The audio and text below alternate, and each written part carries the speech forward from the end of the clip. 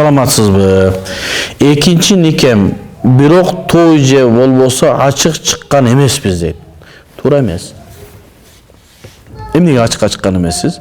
Сиздин колуңузду сурап келип атканда, экинчи болобу, үчүнчү болобу, биринчи болобу, биринчи шартыңыз эмне дейсиз? Мени ата энемдин астынан алып кет. Элге бир козу союп болсо дагы тоюн кылып. Макул.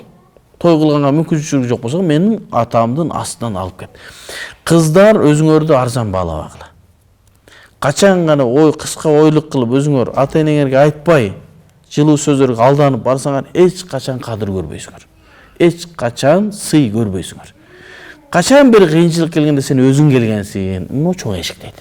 Эркектердин сыпатын биз жакшы билебиз.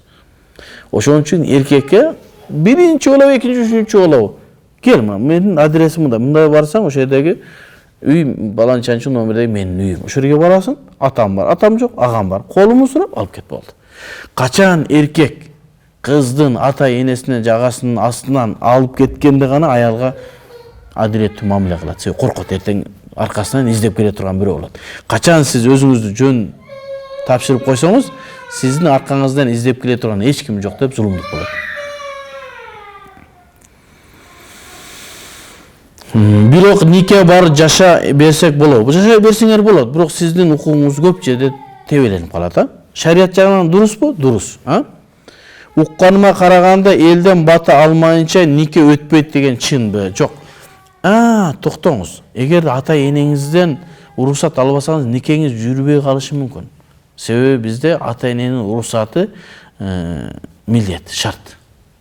Эгерде мындан бияка никеңиз кыйылып жашап аткан болсоңуз, макул деп Абу Ханифанын фатвасы менен фатва беребиз, нике дурус деп.